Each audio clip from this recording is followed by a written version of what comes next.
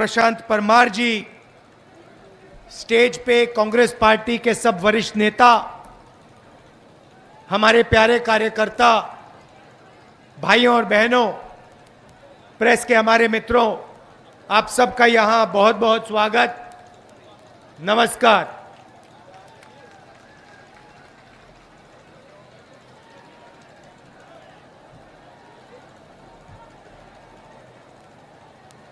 आपने देखा होगा हमारी मीटिंग के पहले कभी कभी बीजेपी के मीटिंग में भारत माता की जय की जाती है। देखा आपने? जैसे अगर मैं बोलूं भारत माता की, भारत माता की, भारत माता की, तो सब लोग भारत माता की जय करते हैं। मगर ये भारत माता जो है, ये है क्या? ये भारत की जनता है। जब हम भारत माता की जय करते हैं तो हम भारत माता की जनता की जय करते हैं। आपके माता पिता, उनके माता पिता, हम सब की जय करते हैं। सही बात? तो भारत माता में आज सबसे बड़ा सवाल है कि सोने की चिड़िया में किसकी कितनी भागीदारी है। सोने की चिड़िया धन पैदा करती है। सवाल यह है, आज इस देश में धन को कैसे बांटा जा रहा है, किसके हाथ जा रहा है? क्या सचमुच में हिंदुस्तान का धन भारत माता की जनता के हाथ में जा रहा है, या फिर भारत माता का धन चुने हुए लोगों के हाथ में जा रहा है? यह सबसे बड़ा सवाल है। अब हर भाषण में नरेंद्र मोदी कहते थे, भाइयों और बहनों, मैं ओबीसी वर्ग का हूं। आपने सुना? यस, नरेंद्र मोदी को कहते हुए सुना आपने कि मैं ओबीसी का हूं, ओबीसी का हूं, ओबीसी का हूं? सुना है? हां या ना? सुना है। ओबीसी की हिंदुस्तान में क्या आबादी है? कोई बता सकता है? कितने हैं हिंदुस्तान में ओबीसी? देखिए, कोई बता नहीं सकता, किसी को नहीं मालूम कि पिछड़ों की आज हिंदुस्तान में क्या आबादी है। किसी को नहीं मालूम। तो मैंने पार्लियामेंट में कहा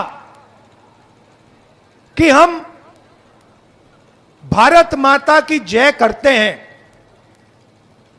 मगर भारत माता में किसकी कितनी आबादी है यह किसी को नहीं मालूम। तो मैंने पार्लियामेंट हाउस में जाति जनगणना की मांग की। मैंने कहा कि अगर हमें सचमुच में को भागीदारी देनी है, दलितों को, आदिवासियों को, गरीब जनरल कास्ट के लोगों को भागीदारी देनी है, तो सबसे पहला कदम जाति जनगणना का है। जिस दिन मैंने यह भाषण किया पार्लियामेंट में, जिस दिन मैंने यह बात बोली, उस दिन के बाद नरेंद्र मोदी जी के भाषण बदल गए। पहले कहते थे मैं ओबीसी हूं। जब मैंने ओबीसी की आबादी का सवाल उठाया, उसके बाद से नरेंद्र मोदी कहते हैं, भाइयों और बहनों, हिंदुस्तान में सिर्फ एक जात है, वो है गरीब। वोट लेने के लिए नरेंद्र मोदी ओबीसी, मगर जब ओबीसी को भागीदारी देने का सवाल आया,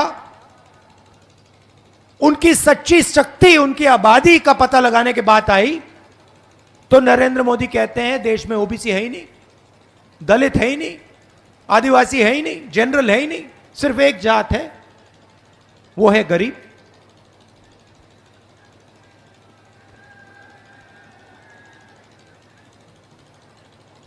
भाइयों और बहनों,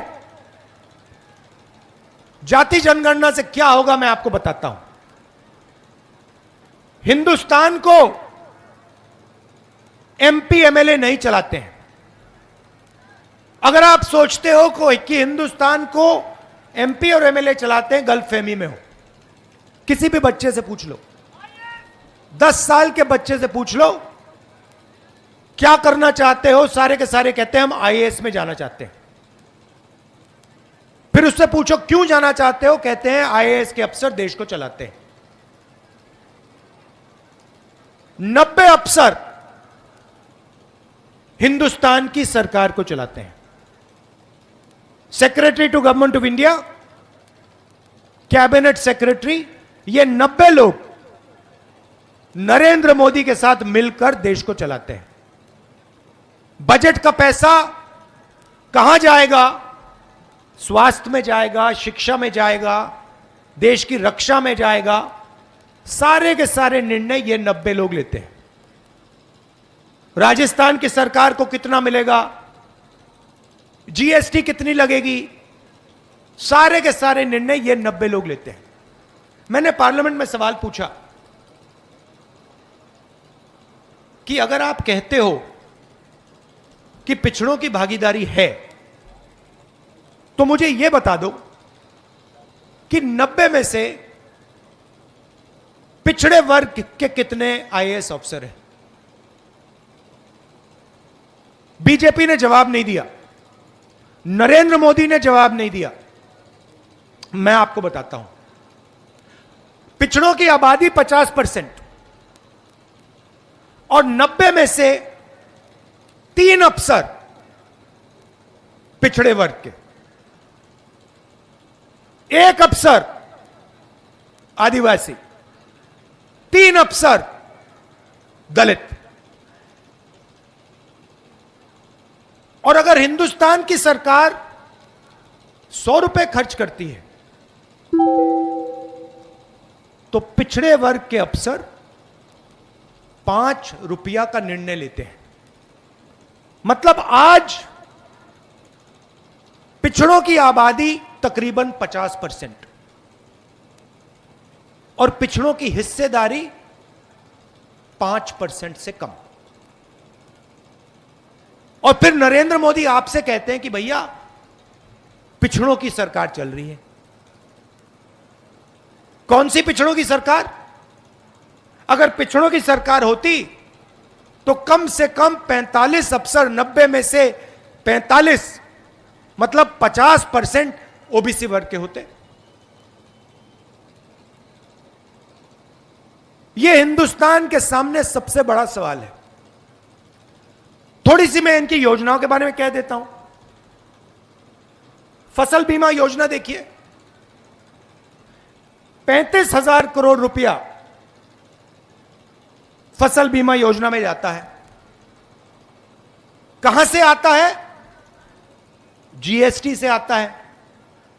आपने ये गुलाबी शर्ट पहनी हुई है, जितनी जीएसटी आपने इस शर्ट के लिए दी, उतनी ही जीएसटी अदानी इस शर्ट के लिए देगा। अगर आप 1 लीटर पेट्रोल खरीदते हो, जितना पैसा आप जीएसटी में 1 लीटर पेट्रोल के लिए दोगे, यहां गरीब से गरीब व्यक्ति जितना आप दोगे, उतना ही पैसा अदानी की जेब से निकलेगा। तो जीएसटी कहां से आती है?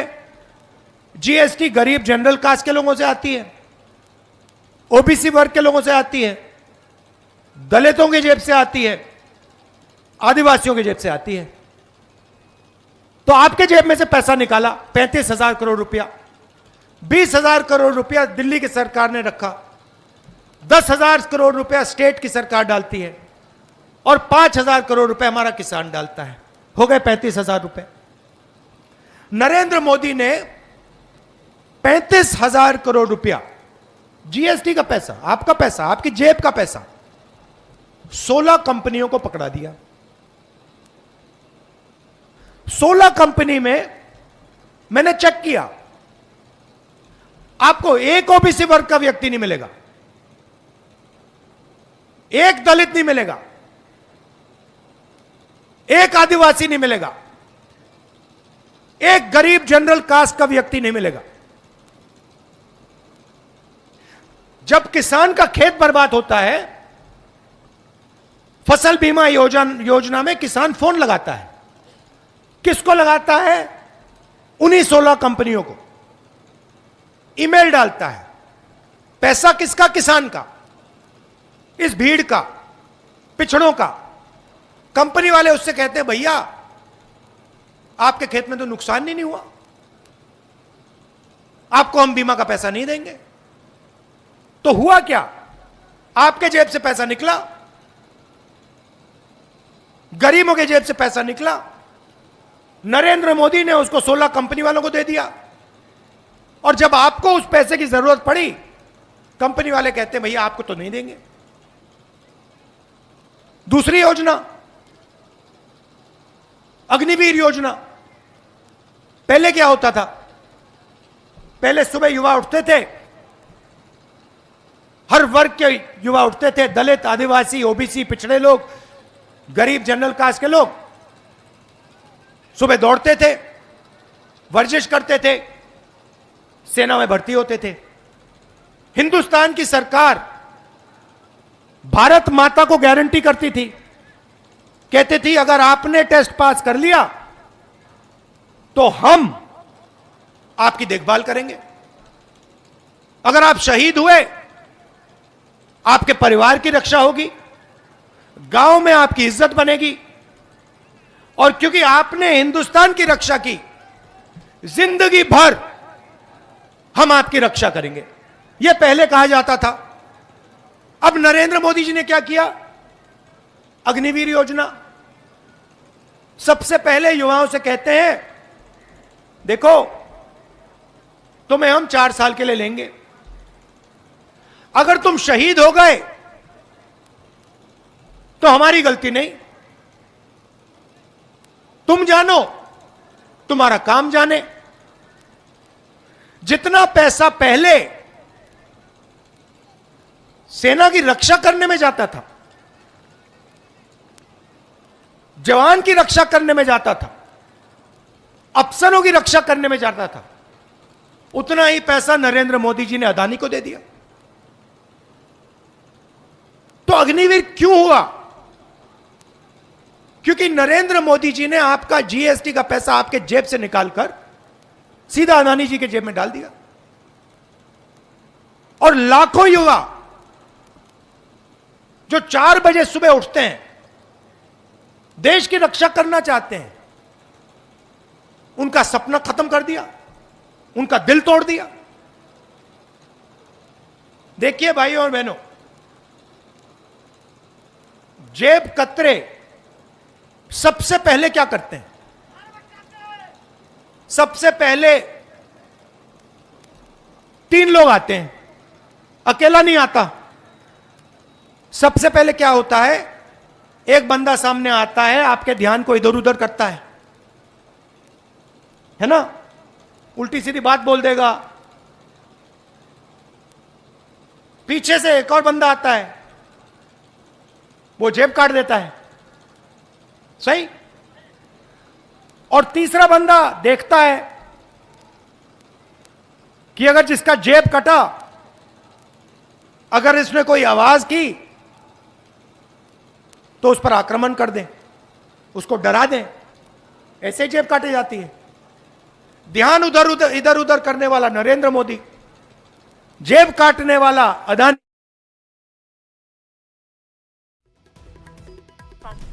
तो अभी आप सुन रहे थे राहुल गांधी को। देखिए वो जनसभा को संबोधित करने के लिए पहुंचे और लगातार अब जो तस्वीरें देखने को मिल रही है, कांग्रेस पूरी तरीके से सक्रिय नजर आ रही है और कई बड़ी बातें आज राहुल गांधी अपने संबोधन में कहते हुए नजर आए। तो राहुल गांधी की ये जनसभा, आपकी जेब से 35,000 करोड़ रुपए निकाला, ये उनकी तरफ से कहा गया। लगातार केंद्र सरकार पर देखिए हमलावर होते हुए और पिछड़ों की हिस्सेदारी 5% से भी कम, और लगातार अब राहुल गांधी पूरी तरीके से सक्रिय होते हुए नजर आ रहे हैं। संसद में जातीय जनगणना का मुद्दा उठाया और उन्होंने देखिए केंद्र सरकार पर जम करके हमला बोला। यार रुकते एक छोटे से ब्रेक के लिए।